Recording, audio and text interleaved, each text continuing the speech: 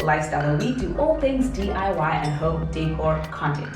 Now in this week's video, I basically recreated my very first DIY project, and I absolutely enjoyed it and had so much fun doing this, and I think you guys will love the process too. So this inspiration I got from Pinterest, and I will link the exact image down below. I have also added it onto my Instagram page, so do follow me on there as well, where you'll be able to see the exact image alongside my own creation, which is right behind me. I obviously tweaked it a little bit and added my own personality and pizzazz to it, and I'm hoping that I get to inspire you to do the same for your spaces. I really absolutely love how this turned out and how it actually fits into my space. And so I think I'm going to do this video voiceover style so that it doesn't take away from the entire process. So I did try and perfect it a little bit and try and, do all the things, but you know what, we're learning, and eventually we'll get there. So please do make sure to subscribe to my channel once again and tap the notification bell to make sure you don't miss out on any videos that I upload. But I really hope you guys enjoy this video. Please do let me know in the comments below if you really love this wall hanging, if it's something that you're going to do for your space, something that you're going to be recreating. I think I spent about like 200 rand in total just to get like all the different things I'm going to need to actually do this, barring the fact that I had like glue guns and a whole lot of other things. But you know what, let's get straight to the video. Let me start talking. I do hope you enjoyed this video. Please do make sure to like it, and again, comment below if you are going to be trying this in your own space. So let's get straight into the video.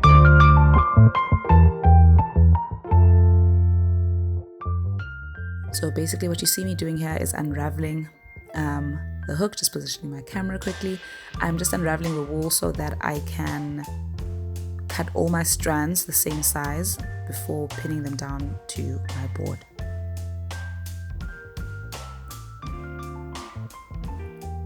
And I just keep going with the process until, I think I did this about like 30 times or 30 to 40 times, just so I can get like even amount of wool.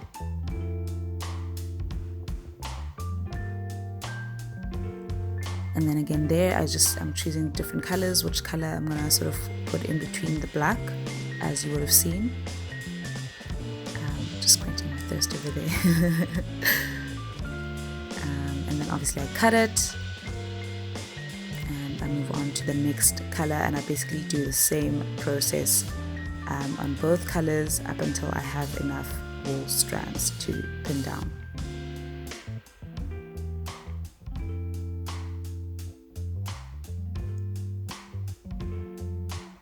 So now I've got the rest of my tools ready. So you would basically, obviously, like I've mentioned, you need a glue gun, you need some wool, and then you need any sort of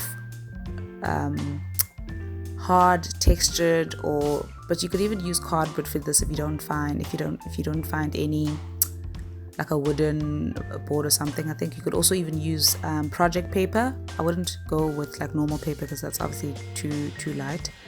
But I think if you can't find something as hard as this, but this was like a flat board thing that I bought at a craft store. I'll make sure to pin that down below in the description box where I bought this.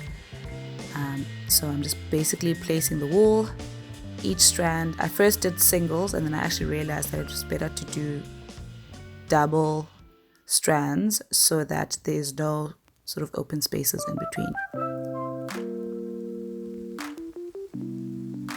And now I'm just moving on with the next color and doing the same thing, just a little bit of glue gun, dab it down, just to make sure you don't, just make sure not to burn yourself. Cool, once again.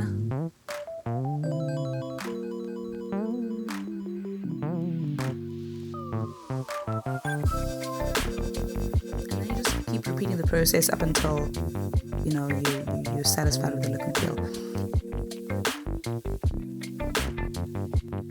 And I saw this actually on another YouTuber's channel where I forget her name, but if I do remember, I will link it down, her channel down below, where I think she did a similar DIY, or she was doing another DIY with wool, and she used a hot iron to basically straighten the wool, and I thought that was such a great idea, so I definitely obviously tried it as well. So like I said, I'll link her YouTube channel down below if I can just remember her channel. So you just basically iron all the different strands just to make sure that everything is looking straight and neat.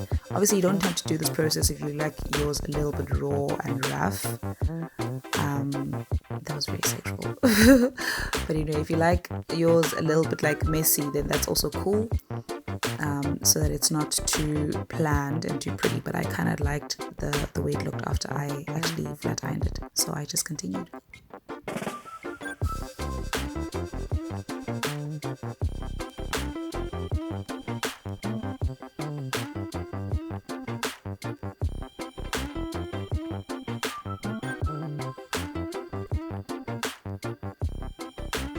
Oh, this was so relaxing to do actually. I just wanted to keep doing it and doing it and doing it over and over again. Just ironing all those different strands. It actually felt like I'm braiding someone's hair, or like ironing someone's hair, or plaiting someone's hair. Like, I think it was quite relaxing. I don't know if you can feel that as you watch this video right now.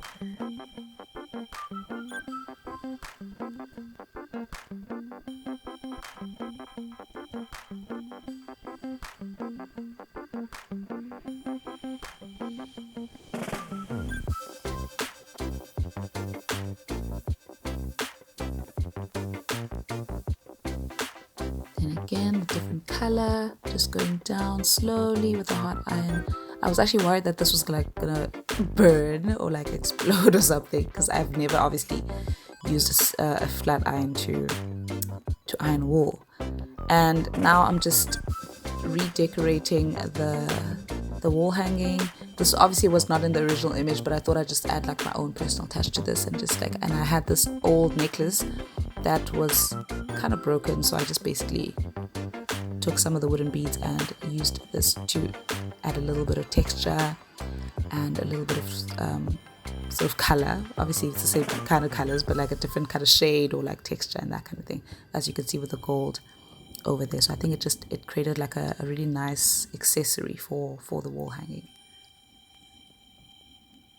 I know, guys, it's so weird, the whole wall hanging thing, because I'm like, why do they call it a wall hanging and not just like, I don't know, wall art, or like wall art. Anyway, here I'm just showing you how it is a little bit tricky to get the wool inside that tiny hole. So I just basically used a matchstick and just pushed it down and then pulled it from the bottom. At first I tried to use like a needle, but it was too thin, obviously, so this actually worked perfectly. But I'm sure if you can think of another way, alternatively, that probably would have been easier, then obviously you can opt for that.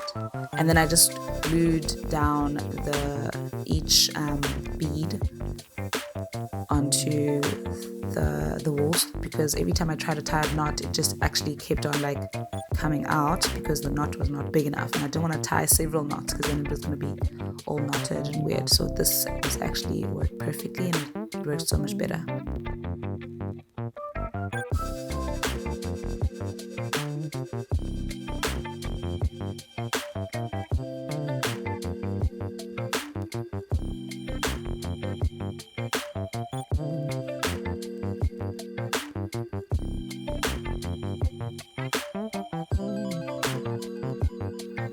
And there you have it, ladies and gentlemen.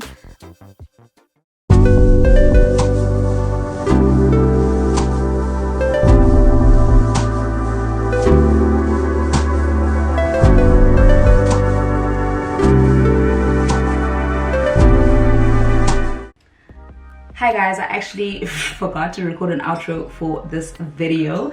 I just wanted to say thank you so much for watching, and thank you so much for subscribing. If you have not yet subscribed, because you're still trying to figure out if this is your kind of content, your kind of space, your kind of vibe, do make sure to stick around, because I've got so many other amazing video ideas that I have for this channel. Do also follow me on Instagram, where I post a lot of sneak peeks, a lot of tidbits in terms of what I'm going to be doing next when it comes to DIY and home decor content. If you did love this video, please give it a massive thumbs up. Please do comment below if this is something that you would recreate for your space. And if you do end up doing this DIY, please do make sure to tag me on any pictures so that I can reshare them on my Instagram stories. I do also have a Facebook page called Lokallifestylesa, local with a K. So do make sure to follow me on there as well. So yeah, do leave me a comment below, and Do give this video a massive thumbs up if you love it. I will see you guys again very, very soon. Ciao for now.